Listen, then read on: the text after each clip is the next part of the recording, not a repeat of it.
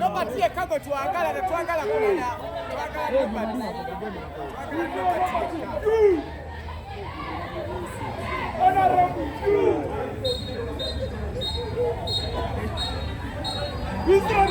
Oyo mwami agenda ye yesimbyewo ne Nobati. Ye yesimbyewo ne Nobati. Tuli mu ssaawa ya kubala bululu. Abatusula ku BGS Final tuli mu ssaawa ya kubala bululu. Oyo mwami agenda yabadde yesimbyewo ne Nobati. Naye abantu be tebazze. Musawo wano ku ddwaliro erimu ensambya. Eritali lya Nsambya Hospital. It's a private hospital. Ssaawa ya kubala bululu.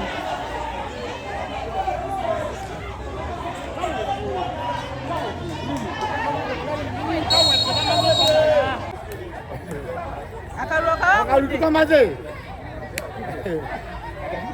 Kugenda kuba wangula tekubakule bukubi.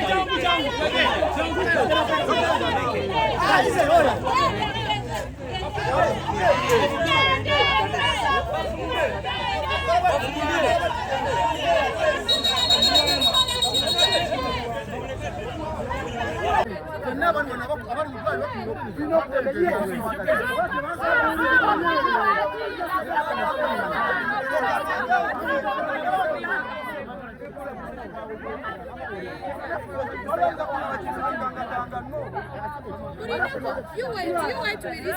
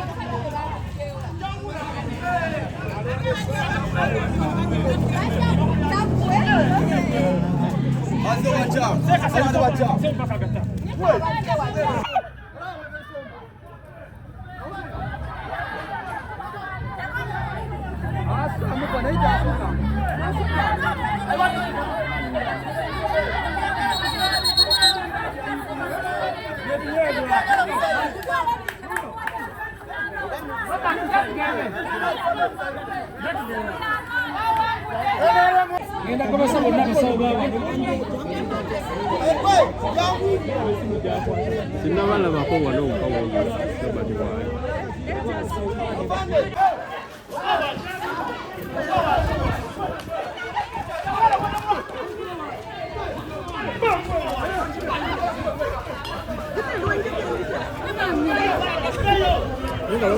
Kawano.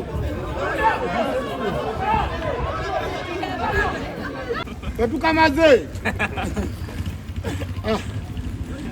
Yalija chairman. Simani wano kwatwalawo. Agenda wano nsobola okuwambawo. Eh. Babadde batugodde wano.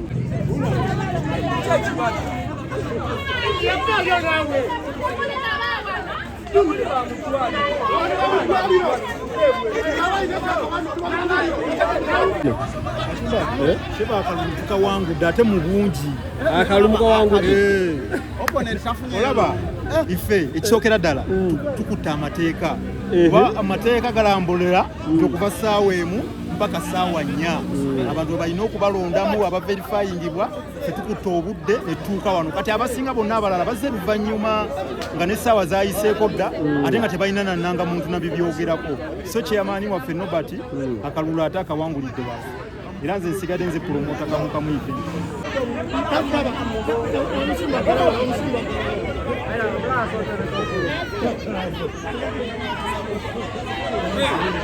Abere kitoko mshele cheke za kalwa kafe kawe.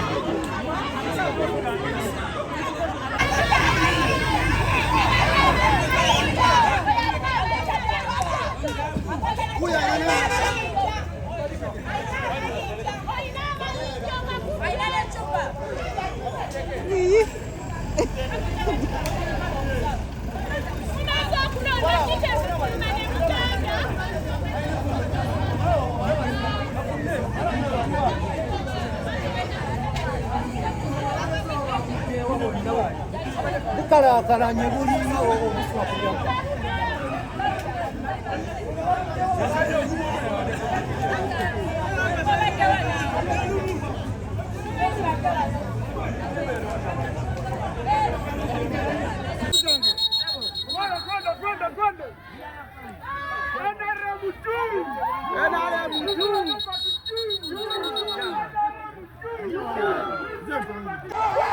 Nobert alidde akalulu tetwagala mmanya. Nobert gwe tulonze okitegedde. Nobert tumulonze ng'abasawo beesaamya tusazeewo ne tugamba tetujja kulonda musawo munnaffe wabula tulonda busobozi.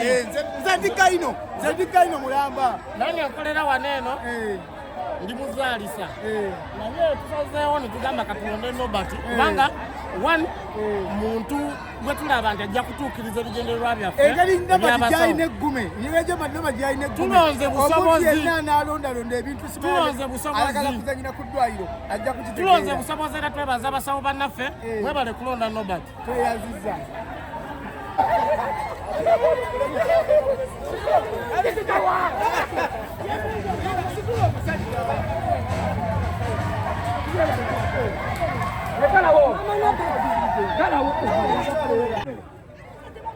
Chairman. Hello. President. Chairman. Voice musawo erinnya lya musawo voice bamu kamukubira wano muta. General Secretary yani. Leo tulinda Kati kozi Chairman. Chairman.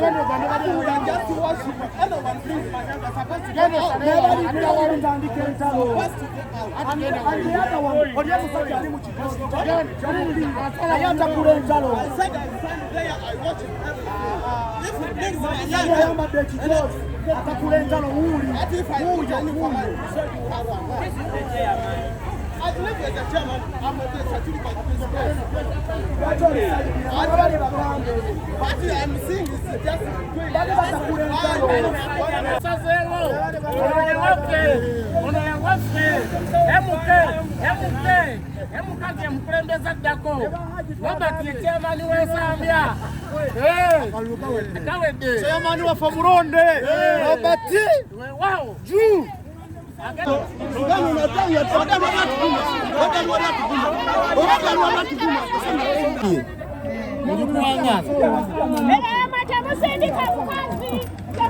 Ogirina. Oba mujina mu. Ate ng'okwata.